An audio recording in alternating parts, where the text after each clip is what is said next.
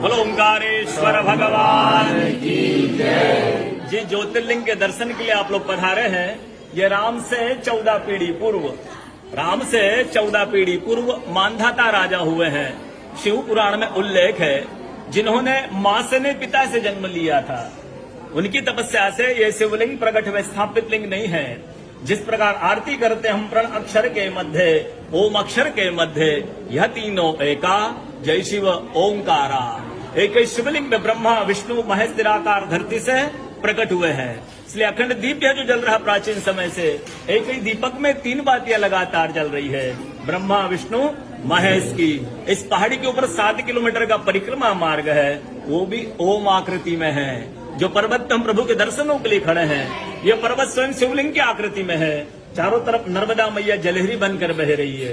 पूरे 12 ज्योतिर्लिंग में शयन आरती होती है, लेकिन बाबा का विश्राम ओंकारेश्वर ज्योतिर्लिंग में है, तो उनके शयन के लिए झूला पलना चौपड़ पास से बिछाए जाते हैं।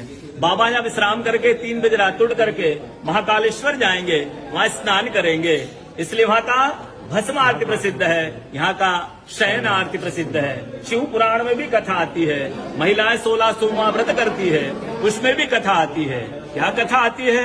प्रतिदिन भोलेनाथ आते हैं, माँ के साथ विश्राम करके सुबह ब्रह्म मुहूर्त में उठकर चले जाते हैं। एक दिन जब भोले बाबा माँ के साथ पधारते हैं, तो माँ पुजारी से पूछती, पुजारी हमें विश्राम के लिए जा रहे हैं, ये चौपड़ पासे में किन की जीत होगी? पुजारी बोलते कि आज ही भोले बाबा जीतेंगे। ऐसा बोलकर पुजारी घर चले जाते हैं। भोले बाबा माँ विश्राम के लिए चले जाते हैं। सुबह ब्रह्म मुहूर्त में जैसे ही भोले बाबा माँ बाहर निकलते हैं, पुजारी द्वार पर रहते हैं। तो माँ पुजारी से पूछती, पुजारी कल मैंने आपसे पूछा था, हम विश्राम के लिए जा रहे, चौपड़ पासे में किन की जीत होगी? आपने कहा भोले बाबा जीतेंगे। भोले बाबा नहीं, मैं जीती हूँ। माँ ऐसा बोल करके उनको श्राप दे के चली जाती है। उनके तुरंत पश्चात अप्सराएं शिवलिंग पे जल चढ़ाने आती, तो अप्सराएं पुजारी से पूछती, पुजारी अस्वस्थ क्यों हो गए, आप तो ठीक थे। फिर पुजारी बताते हैं, प्रतिदिन भोले बाबा माँ के साथ विश्राम करके चले जाते थे।